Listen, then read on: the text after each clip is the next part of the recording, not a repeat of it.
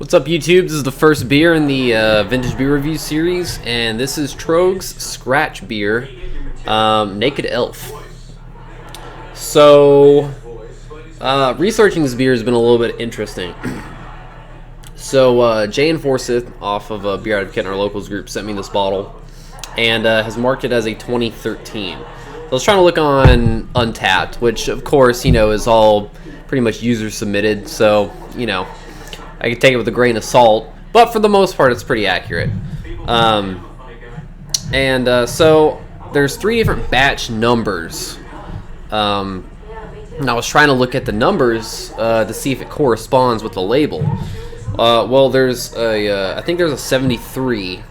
However, at the beginning of it, it'll say bottling number 73, and as you can see here, it just says bottling number Naked Elf. Doesn't have an actual number. I looked up at 46 on Untapped, and it shows a different label for the beer.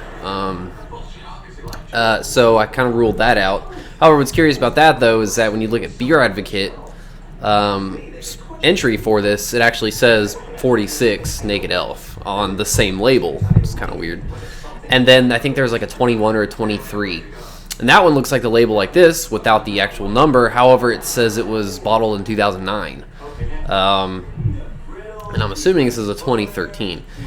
If you look at the, there's a vintage entries for like 2016 down to like I think 2012 or 2011 or even further maybe. And it has a different label art thumbnail. However, when you look at the check-ins, it looks just like this, and some people have actually written like 13 on the bottle. So I'm just going to assume this is a 2013, you know, as he's written on it. And just, it's kind of interesting how, you know, different batch numbers. There's 3 different numbers. However, then there's, I guess, ones without a batch number at all, and just a vintage. So, I've never had this beer. It's labeled as a Belgian Strong Pale Ale. However, under the vintage is that, well, at least this vintage on Untapped, of course, this is all user in it as well. It's listed as a Belgian Double, and there's actually been some people that have argued over, I guess, or contemplated whether this is a strong pale ale or a double. So I guess we'll pour it out and kind of see what it looks like. But anyway, they make a beer called Mad Elf, which is Belgian strong pale ale with cherries and honey. This is the base beer without the cherries and honey. So should be interesting. You know, 2013, 4 years old or so. Let's see what it's like. Usually high ABV Belgian beers will age pretty well. So, alright. So, this whole kind of vintage reviews thing has been inspired me from, there's a reviewer that reviews vintage MREs, fresh ones as well, but a lot of them are old military rations, basically. Same Steve 1989. There's a bunch of other guys out there that do it. However, I love his videos, the way he just talks about it. Very interesting. You know, I never thought I'd be interested in it. Military rations, but he makes it very interesting, especially the kind of older rations that he goes into and checks out and eats some of the stuff. So, you know, some of the stuff's not going to be as old as the thing he eats from like the 40s and 50s. However, you know, craft beer hasn't been around for that long, and it would be interesting to see kind of how different styles age, you know. So anyway, as an homage to Steve, let's get this guy out into a glass.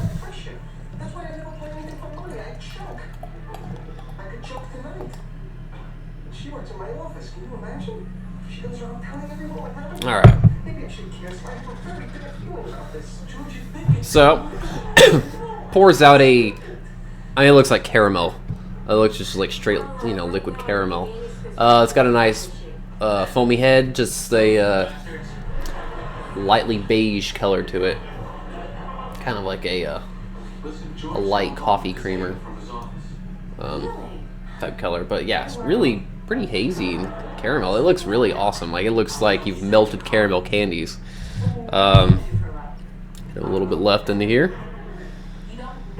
So this looks more like a double, right, than a Belgian Strong Pale Ale. Every Belgian Strong Pale Ale that I've had, you know, is very golden colored, obviously very pale. This does not look pale. You know, and sometimes beers can turn a bit darker depending on what they are as they age.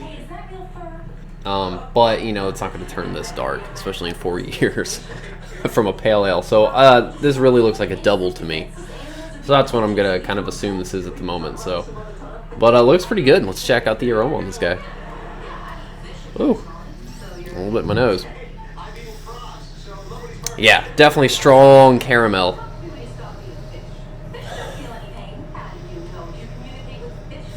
Almost a hint of a roasty character to it as well. Really just the caramel is kind of the biggest thing. I mean, it does smell like liquid caramels, maybe a bit of a hop presence to it. Kind of like an aged hop, you know? It's, well, hops age, they take on, it's kind of hard to describe. It doesn't smell stale, but it definitely smells a bit earthy. Man, this caramel is just kind of opening up. I mean, it really just smells like liquid caramel candy. It smells delicious. Doubles can also have, you know, from the yeast strain, like characters as bubblegum, banana. You know, I'm not really getting a lot of that. You know, maybe a hint of a bubblegum, but not really picking a banana. So, this smells awesome. So, let's check it out. Cheers.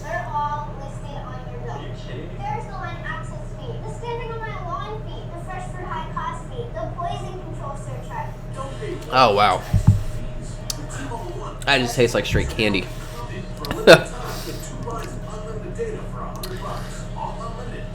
As the aroma, I mean, just liquid caramel candy, you know? I've had caramel. That's basically just tastes like, you know, caramel candy in a liquid form. Best way I can describe this. There is a hint of a sort of a kind of earthy, herbal roast character to it. Probably either from the hops or maybe just a slight roast on the malt. So that's the only thing that kind of keeps it still in check as far as a beer goes, because really, initial taste, mid-palate, I mean, it just tastes like candy. And then it finishes with that sort of herbal roast character to it that, you know, kind of brings it back to, I don't know, the realm of beer. Best way I can describe that.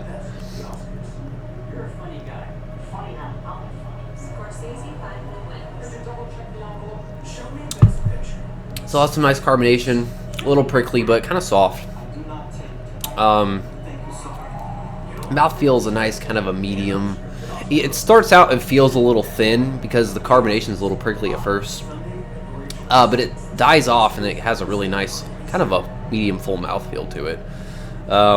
It feels like, I mean, dessert sort of.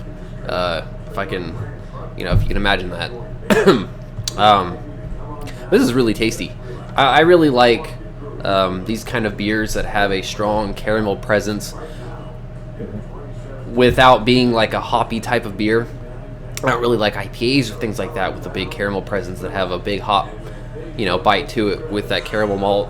I like the caramel type malts that are on the sweeter side. At least initially, you know, it kind of dries out, but without those hops. And this is pretty much hitting that spot very well.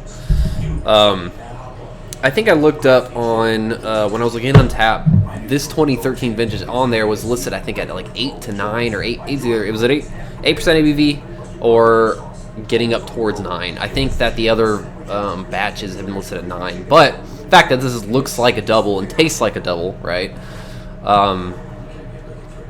Let me believe that that's actually that double. I guess whatever. Maybe they brewed a double for this. Not very sure. It's very, very odd.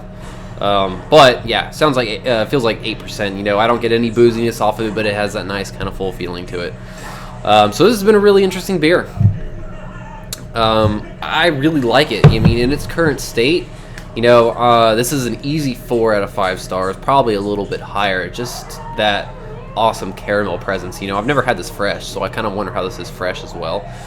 I do have some more recent vintages of the Mad Elf that I did in the unboxing video. So when I open those all together, when I get a chance to do like the entire vertical, you know, that'll be kind of cool to compare. But this is awesome. This is really great beer for the style. You know, I like doubles, and this is definitely one of the better doubles I think I've had in quite a while. So I don't know if you're up in this distribution craft, area. If you have access to Troegs, like that kind of style of beer, or maybe that sounds interesting to you, pick it up and sit on it and see what you think. Otherwise, I would seek out other Belgian Style Dubbels, because they are very similar. But I don't think I've had one that's this intense with that caramel candy. So, thanks again, Jeremy. This has been an awesome treat, and this one is drinking well. So, nothing bad yet, and let's see how the streak goes. So, yeah, thanks for checking out the video, guys, and as always, cheers.